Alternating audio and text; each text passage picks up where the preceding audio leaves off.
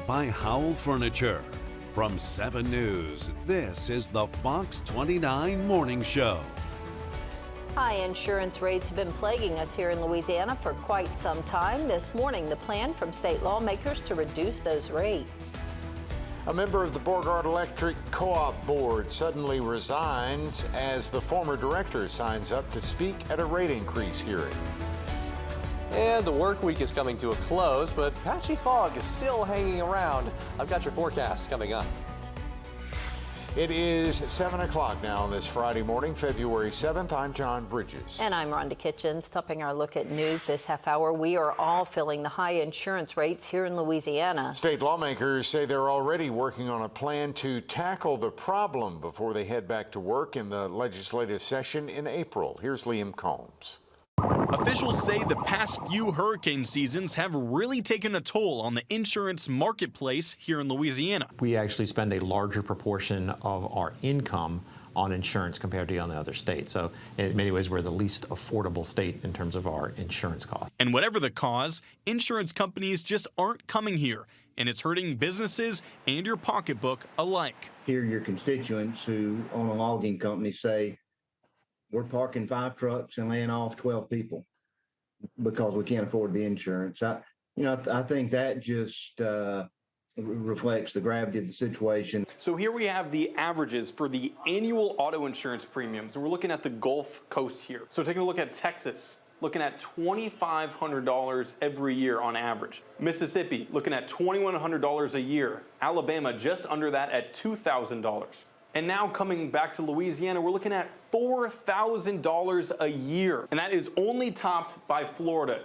with another $100. And there is nowhere else in America that even touches those numbers. Across the country, nowhere is breaking $4,000 a year. But these lawmakers say they have a plan. So we have a package of bills that we're working on right now. They're at early stages, draft form, so that we can continually make Louisiana as an attractive marketplace as possible to bring companies to Louisiana so that you as a consumer have that ultimate consumer protection, which is choice. Insurance Commissioner Tim Temple is pushing for property insurance reform ahead of the next legislative session in April. Have a portion of the taxes that you and I pay on our property insurance that's collected by the state of Louisiana. I'm going to ask for a portion of that to fund the Fortified Roof Program. Right now, over 2,000 roofs have been made more durable through the state's Fortified Roof Grant Program, and another 5,000 that were independently funded. On top of that, Senator Jay Luno says we need more transparency when it comes to these insurance companies. We need to know how they determine what their profits are. I know there are a lot of companies that have a lot of extravagant expenses that go into their bottom line, and we need to be able to look at that and have some transparency there. But does this actually mean we could see lower prices come April? Well, Dr. Stephen Procopio at PAR Louisiana says these changes take time. There's not a light switch that you flip and you automatically lower your rates. I'm not even sure there's too many switches you could throw and ever lower your rates. The Louisiana Fortify Homes program is going to pay for another 1,000 roofs. It works on a lottery system. You'll have to register even if you signed up before. The registration period ends February 12th. You'll have 4 days to register, closing at 5 p.m. Sunday the 16th. There's a link at kplctv.com. A member of the Beauregard Electric Co-op Board of Directors has resigned. Trent Buxton, seen here in a meeting last year, resigned on February 4th. So far, no word on why. The board has appointed Dan Odell for the rest of Buxton's term.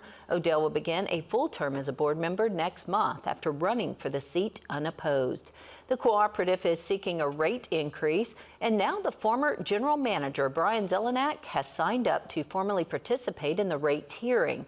Zelenak has filed a lawsuit against the board, saying he was fired for being a whistleblower and exposing multiple wrongdoings, including theft and violations of IRS regulations. Zelenak says he's participating because of his personal commitment to look out for members of the co-op and their electric bills.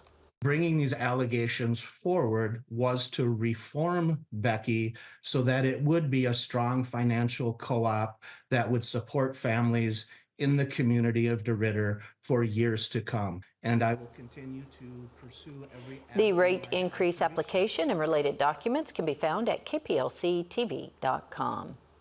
A lieutenant with state police here in Louisiana is facing domestic violence charges. James Jefferson III arrested at his Baton Rouge home. He was off duty at the time. Police say a relative called them. When officers arrived, they say they found fresh scratches on the trooper, but no physical marks on the victim. Investigators obtained surveillance video where the victim is heard saying, "He's punching me and don't throw me to the ground." The trooper's bond was set at $10,000. State police also placed him on administrative leave. A man from Lake Charles convicted of killing 2 men during a drug deal back in 2022 on LaGrange Street. The shooting took the lives of 2 men from Houston. Zyterius Anderson has been found guilty of 2 counts of second-degree murder, along with drug charges. He'll be sentenced next month. Another defendant in the case, Jamarcus Miller, will go on trial next month as well, facing 2 counts of second-degree murder.